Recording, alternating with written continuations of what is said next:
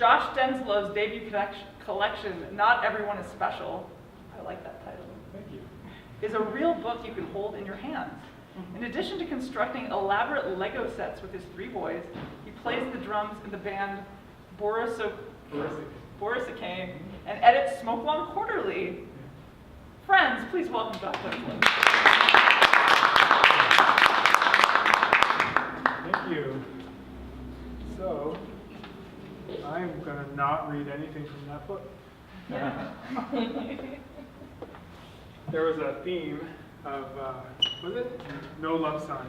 Yeah. So I'm working on some new stories that are like anti-love stories, kind of. They all feature a couple breaking up and a magical creature. This doesn't go up.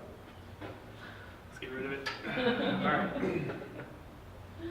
So this one is called Gravy Boat. Oh, now I'll have to do this during the story. Okay. When Melanie's grandma died, we got every last bit of her crockery and cutlery and an entire village of creepy figurines made of porcelain. I assumed it would go to the storage space along with the remaining vestiges of my old life, but suddenly we were incorporating these garish atrocities into our household, while my workout bench and my collection of wind-up tin robots languished in a room with motion sensor lights and climate-controlled air in the next town over. The moment Melanie's spoils arrived, I had to spend the afternoon washing her family history while Melanie unpacked it from decaying cardboard boxes. Be careful with that one, Melanie cried as I pulled a gold bulbous thing from the soapy water by the handle. That was my grandma's favorite. I didn't know it was possible to have a favorite one of these, I said. It's a gravy boat. I don't think those 2 words go together. Just don't break it. I grabbed the towel and rubbed the side, and an enormous plume of dust shot out like I'd opened a crypt. I dropped the gravy boat into the water with a splash as the dust swirled away from the sink and hovered in front of our ailing refrigerator. Melanie turned from the table where she'd been pulling newspaper off of individually wrapped silver spoons and stared with her mouth open. The pink of her tongue gave me a little thrill, like ripping paper in a silent library. I took a step toward her, and we were closer than we'd been in weeks. I could smell her lavender shampoo and was shocked to find that I'd missed it. You smell good, I said. It's moving and pulsing or something, she said. Your hair? No, look, this is exactly what I'm talking about. You never pay attention. There's a floating ball of smoke. Yeah, I know. It came out of the gravy boat. I thought for a second. That just can't be what it's actually called. A burly man in a flowing purple robe stepped from the smoke and took up most of our kitchen. Melanie pulled me in front of her and buried her face into my shoulder blade. I felt invincible. Who has summoned me? The man bellowed as his long mustache flopped on the sides of his chin. It's a genie, Melanie whispered in awe. Actually, it's genie with a D, he said.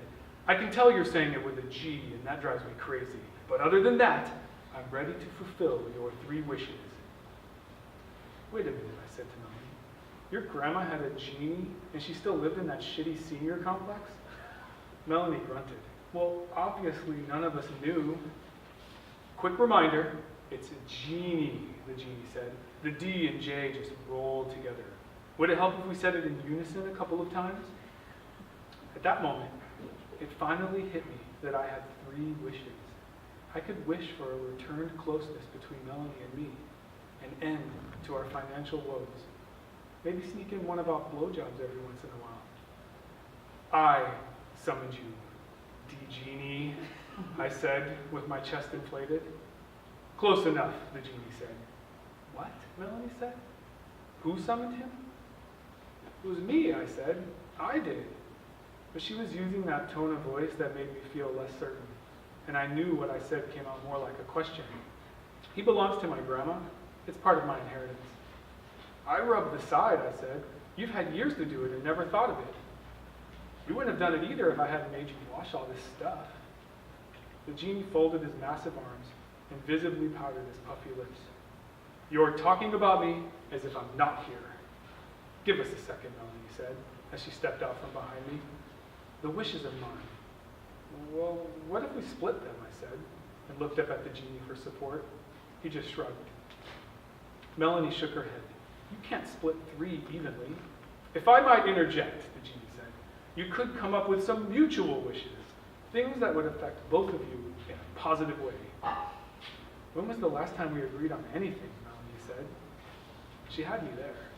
We'd been ordering dinner from 2 separate places each night. One time, the delivery drivers ran into each other at our door, and I'm pretty sure they had a love connection. The genie waved his massive hands in front of him. Well, there you go. You could wish for more compatibility of ideas. Nobody gets a genie and wishes for compatibility of ideas. We could, I said, suddenly overwhelmed with possibility. I put my hands on her shoulders and turned her to face me. The freckles on her nose and cheeks were a galaxy that I hadn't explored to its fullest. I needed more time.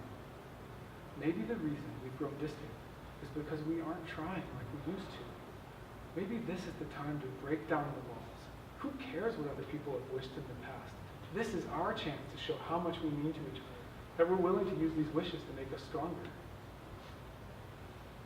I cheated on you, she said. Didn't see that coming, the genie said in his booming voice.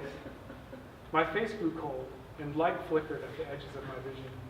The genie put his warm hand on my back to steady me before I passed out. You guys have some serious problems, he said. Too bad you don't have a genie standing in your kitchen offering you 3 wishes. Do you love him? I said quietly to Melanie. Of course not. You think I'd still be here if I did?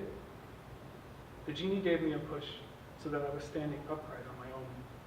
He leaned toward us, his face almost double the size of mine. I have a great idea, he said. Why not wish that it never happened? A fresh start without all the emotional baggage. Even though I wish that would work for me, I knew in my core that it would. I'm sorry, I just can't, Melanie said, and she sounded a little sad about it. Basically, it's the most fun I've had in years. I don't want to forget that. Suddenly, everything in my life felt fake.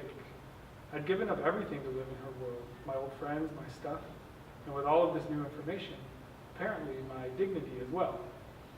Maybe let's go back to the splitting idea, I said. Even one wish would get me on my way to a new life, I was sure of it. The genie nodded vigorously. We could make this totally fair. You each get a wish, then for the 3rd one, you could wish to release me from the eternal damnation of living inside this lamp. I told you there was no such thing as a gravy boat, I said. Things are what you make them.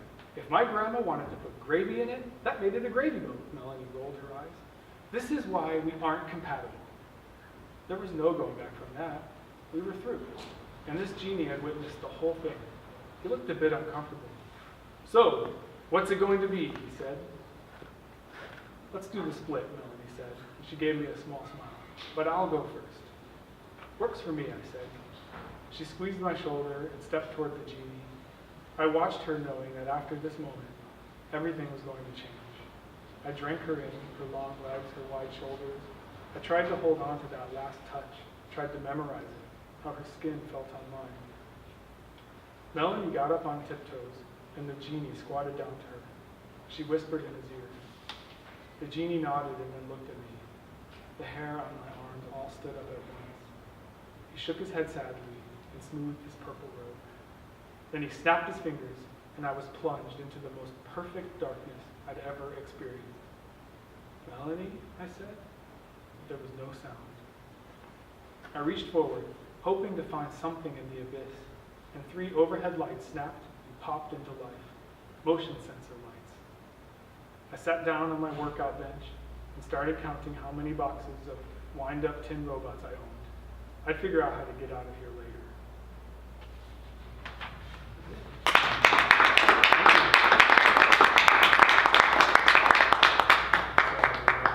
I introduce you now, right? Yeah. Okay.